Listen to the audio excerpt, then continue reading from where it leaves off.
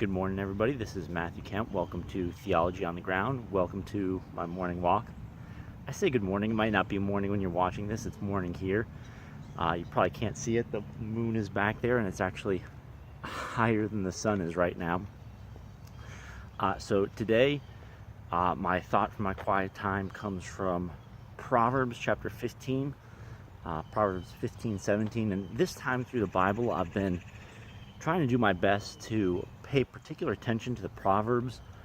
I've read through the Bible about 11 times now, and I'll just admit to you guys that through most of those times that I've read through it, Proverbs has been one of the least interesting books to me. I've just had a real hard time getting into it. But there's good practical wisdom and insight in there, and so you'd be foolish, literally foolish, to ignore what's in there. So this is from Proverbs 15:17, just a short verse today. Better is a dish of vegetables where love is than a fattened ox served with hatred. Now, fattened ox. I don't know if I've ever eaten a fattened ox, but mentally you can just substitute a nice steak there if you want. Filet mignon, medium rare. Here's the thing, I would definitely rather have a steak than vegetables. I'm not anti-vegetables like some of you guys out there. That's fine that you are. We can still be friends, but definitely the vegetables are just like to complement the meat. So the point getting across here is pretty clear that, like, hey, even more important than what you're eating and the quality of the food, the desirableness of the food is, whether or not there's love on the one hand or hatred and contempt on the other.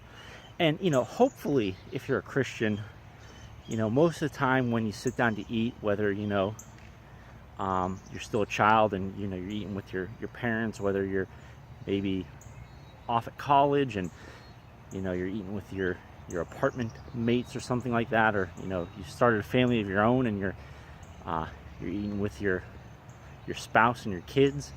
Hopefully, if you're a Christian, there's not contempt. Like, you guys aren't going at each other. There's not fighting and bickering and that kind of thing.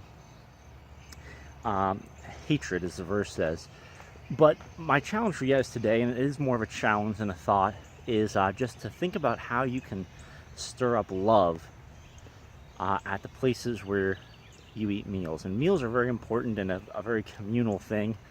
And so just think about what can you do to foster and grow a spirit of love at the places where you eat meals with other people. And if you don't eat any meals with other people, I'd encourage you to, your challenge might just be to find somebody to eat a meal with. My suggestion, by the way, for how you can foster love is it's a skill that I call active listening. And just all I mean by this, active listening, I think, is the art of asking good questions. So you listen to what somebody else has to say, and then you ask them sort of the next logical question or a deeper question or a probing question. And along the way, if you don't understand, you ask clarifying questions. So really, that's it. Just a simple two-step process. Listen to what they have to say and ask questions when you don't understand. And then, as they start to run out of steam, ask them a follow-up question so they get to keep talking. And it's a really good way to show that you care about somebody. People love to talk. I love to talk. I sit here with a selfie stick and a phone, and I shoot videos of myself talking, and there's nobody around. I think there's a lady walking the dog, but for the most part, there's nobody around. People love to talk, and asking them questions is loving them by giving them an opportunity to do so. So that's my thought. It's my challenge for you. Good luck with that. God bless.